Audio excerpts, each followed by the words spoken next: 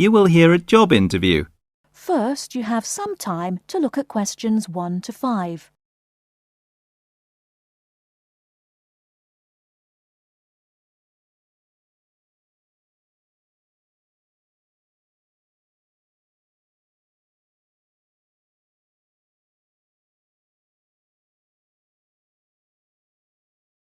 Answer the questions as you listen, because you will not hear the recording a second time. Listen carefully and answer questions 1 to 5. Please sit down, Mr. Wilson. My name's Jane Smith, and I'm the personnel manager. Hello, how do you do? Now, this is just a short preliminary interview. I'd like to talk about your present job and what you've done up till now. Yes, of course. Well, could you tell me how long you've had your present position in evening news? It is evening news, isn't it? Yes, that's right. I'm not sure. Let's see. I left university in 2002. Is that right? Yes, 2002. Then I was unemployed for about 2 months, and then I travelled round Britain for a few weeks. So it must be more than 3 years now, in fact. Yes. And have you any particular reason for wanting to change your job? I mean, why do you want to move? Well, I actually like my present job and still find it interesting. The salary's okay, so it's nothing to do with money, though you can always do with more. I suppose the thing is that I'm really very ambitious and keen to get promoted. So that's the real reason. You say you like your job. Can you tell me what aspect you like most? Oh dear, that's difficult. There are so many things. My colleagues are quite nice to go along with, so there's a good cooperative atmosphere, and compared to other presses, the working conditions are great. I mean, the office itself is good. Yes. And then there's the fact that, as a journalist, I regularly write articles about what is happening at home or in the world. So I have to make decisions. I must be responsible for what I have written. You know, that's what I really like most about the job. They give me lots of room for initiative. Yes. Well, we're looking for someone who isn't a clock watcher and who isn't too concerned about working fairly long hours. Oh, I don't mind that. I'm used to it. I often work irregular hours. I was very often made to work at night. Before you hear the rest of the conversation, you have some time to look at questions 6 to 10.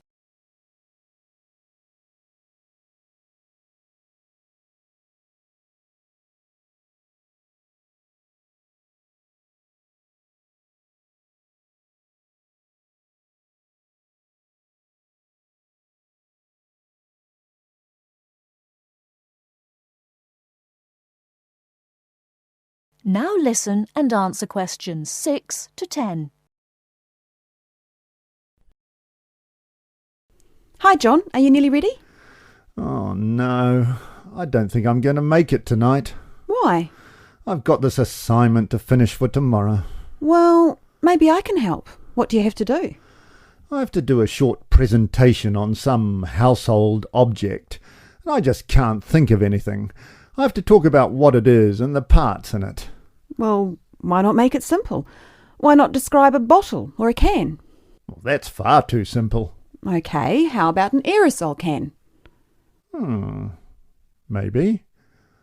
What labels can you put on it? First, you'd have to draw an aerosol can. First thing you could label would be the hairspray or whatever was in the can. You'd just label that product, I suppose. Then you'd have to label the area above the product as the propellant.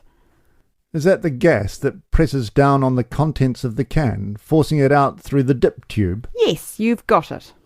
OK. So far, so good. Now, at the top of the aerosol, there are quite a few things to label, so I'd have to write quite small. Unless you drew a couple of lines and showed an enlarged picture of that area. Yes, that would work. Then I could start labelling from the top to the bottom. The first thing on the enlargement would be the nozzle. The what? The nozzle. You know, Nozzle.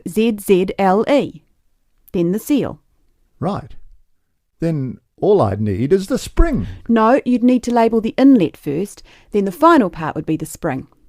Anyway, that's it. You've finished. We can go out now. Well, I have to type all that into the computer first, and draw the can. Oh! That is the end of part 1. You now have half a minute to check your answers.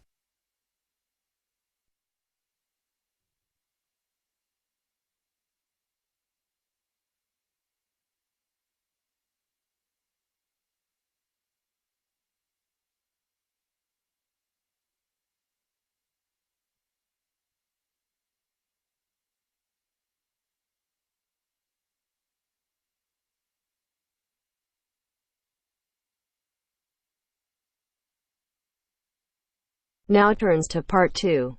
Part 2. You are going to hear a lecture.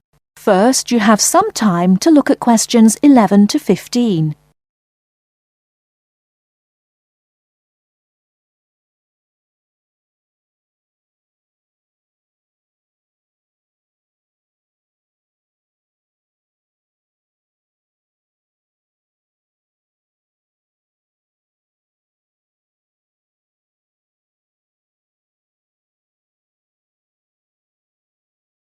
Now, listen carefully and answer questions 11 to 15.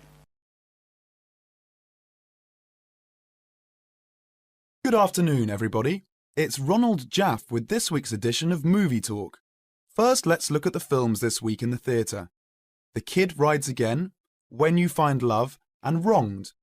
The last of the three, Wronged, is definitely the best. In fact, one of the best films in a long time, with Henry Michelson and Joanne Seymour. It is about a man who gets a life sentence for a murder he did not commit. In the style of the films of the 40s and 50s, it is a modern story of a man and his wife, wonderfully played by Joanne Seymour. They fight to make people believe Thompson is the wrong man and not the killer. The strength of their love is wonderful, even after Thompson has been in prison for 15 years. Of course, I won't tell you what happens after Thompson's 15th year in prison. That would ruin the story. But if you see no other film, you should see this one.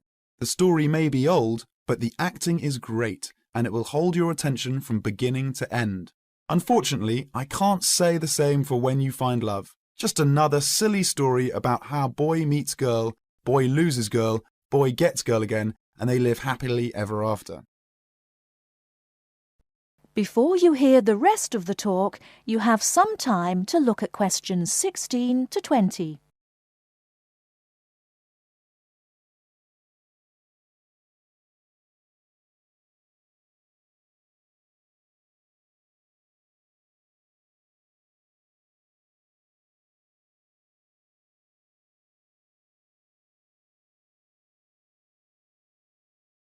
Now listen and answer questions 16 to 20. Hollywood ever get tired of such stupid films? Yet, on a New England college campus, the star of the movie, Tommy Seal, is a freshman. He meets the 2 years older Stephanie Fall, played by Sally Evans. In real life, she must be at least 30, not 20. Well, Billy, our hero, has had a hard time with Stephanie. After all, he is so much younger. But they fall in love in about a minute, as long as it takes to take a picture with a Polaroid, and they are both so happy, in true paradise, until Buck, the star football player, played by Ronco Starr, the only good acting in the film, steals Stephanie away from the poor Billy. He is, after all, a senior and football star, and the rest of the film is about, naturally, how Billy gets Stephanie back, making her remember their love. He shows her that he, not Buck, is the man for her. Well, if you can stand a stupid story and bad acting, then take your 8-year-old child to see When You Find Love. Anyone older will leave the theatre before the movie ends. And finally, The Kid Rides Again, a western about a young cowboy, Kit Barnes, who stops the bad guys, the robbers, the killers, and plain old bullies and helps the good guys. Kit is fast with a gun and never once in this cowboy. Kit is the cowboy who never stays in one place for a very long time, who leads a lonely but very free life. Nothing new on the storyline, but a good classic-style western with good acting. Peter Sells as Kit catches just the right mood. He's an excellent and natural cowboy. There are beautiful scenes of the open country in the West and enough action to hold your interest. A good cowboy film for those who, like me, always enjoy seeing the Old West. And now, before we go on with the news from Hollywood, a word from our sponsor.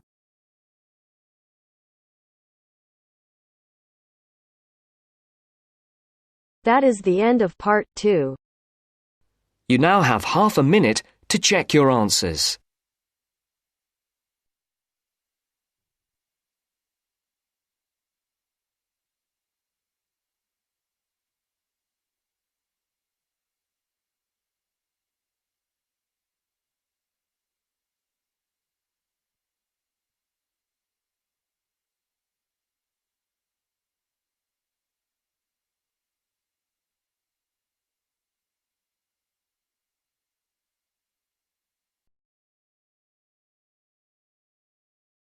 Now turns to part 3. Part 3. You are going to hear a conversation between Bill and the counselor. You now have some time to look at questions 21 to 25.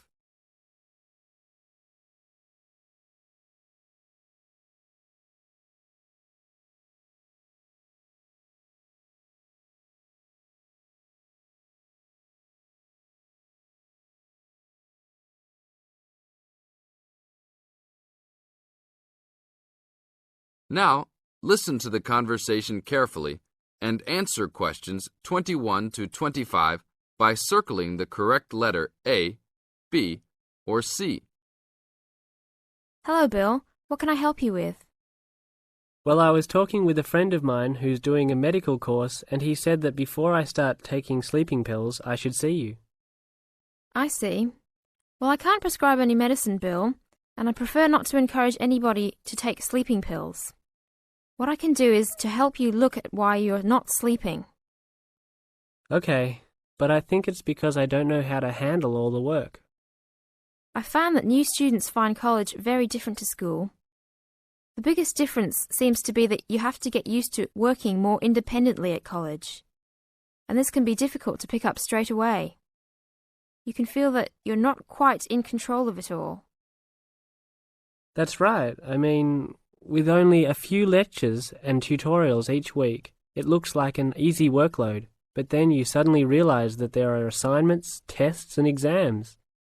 I know I'm not the only one. I really prefer to work quietly in the library where the resources are, but its hours just don't suit my work and sleep habits. Yes. Having a lot of time to manage and having to arrange to get everything done and still have time left over to relax and feel refreshed usually needs careful planning. Yeah, that's right. I know. But it's hard to get started. My medical mate said you can help with getting organized, and I sure need it. Okay, then. I need to get a few details about your timetable and any other commitments. You can put them all down on this form if you like. Now you have some time to look at questions 26 to 30.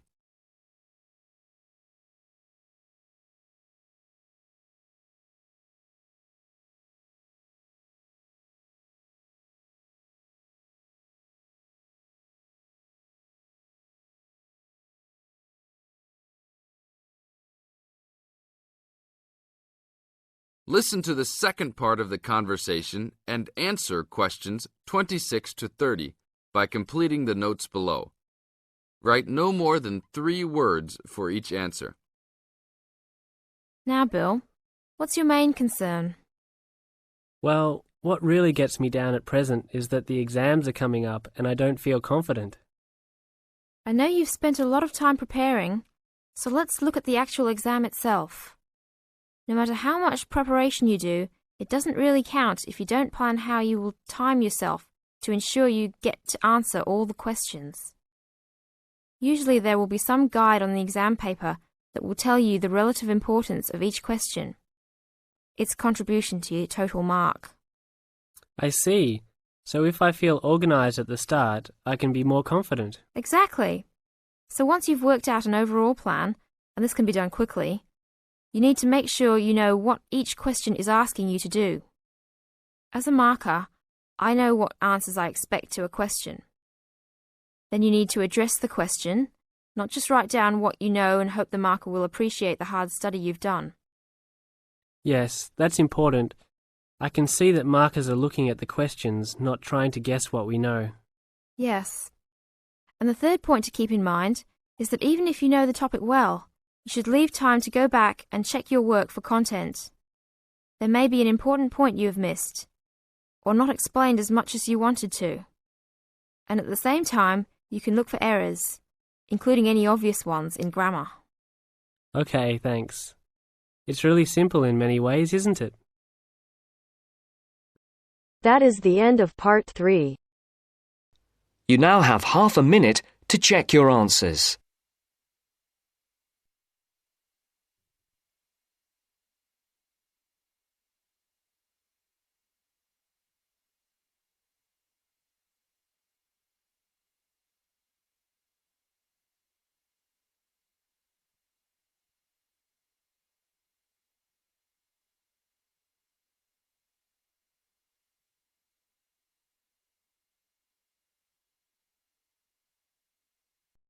Now turns to part 4.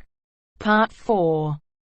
You will hear part of a lecture on the current and future use of mobile phones. First, you have some time to look at questions 31 to 40.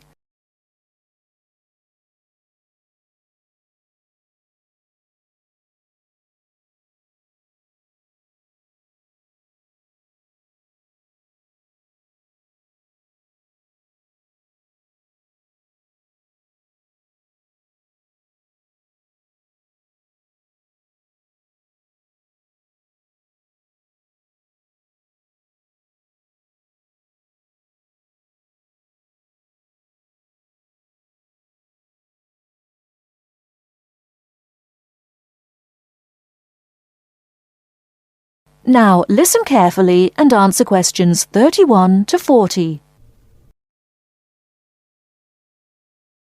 Okay, now today we're looking at changes in communication, and specifically changes that have just happened or are likely to happen in the next few years. Key to this is the mobile phone, which is increasingly being seen as an all-purpose system rather than just a phone. If you only use your phone for texting and making calls now, you will be amazed at how you'll be using it in the future. The technology has been developed for a range of other uses. For example, phones could be used so that if you are meeting someone and they get lost, you could send them a map of your location to help them. This will save all those complicated explanations over the phone and our poor friends or colleagues trying to drive and find out where they are at the same time. And if you get bored waiting, or if you're traveling, for example, you will soon be able to see TV news on your phone as it is actually being broadcast. This means that you won't have to miss any of your favorites if you were away for a few days. Most people have got used to texting now, and young people send pictures to each other. But what is exciting is the possibility of putting music with them before you send them. And it's not all frivolous. Phones are going to become even more critical in business and education. Some recent developments have a highly practical usage. So, for example, as lecturers, we will be able to send everybody a text to let them know if lectures have been cancelled. And the new phones could have a further use in education, as well as business, as they will enable us to go to any destination, such as when we are doing a field trip, for instance. And from there, to send data directly to a computer so that we can access it when we get home. This means we will no longer be limited by what the phone can store. And it's interesting to look at the different ways that men and women use phones now, as that does affect how the technology will develop. Some research has been done on how people use phones, and some of the results are surprising. One of the increasing usages of mobile phones is to get all sorts of data, such as phone numbers, the weather, train times, etc. And while there's been an attempt to set up connections with things that women might be interested in accessing, it is overwhelmingly men who do this.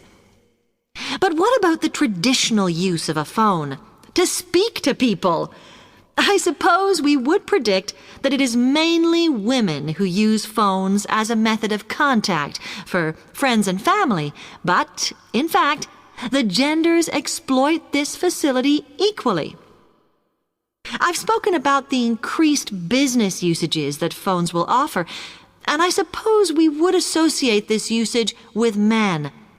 The survey picked up, though, that women are often working from home or catching up with work in the evenings, so they use phones in this way as much as men do. Most of us are aware we can store photos on our phones. It's an ideal method of capturing a moment wherever you are. Women tend to be the group that keep photos on their phones, but it seems that men use their phones to actually take pictures much more than women do. And of course, all this knowledge affects the marketing that the companies will do in order to sell the phone.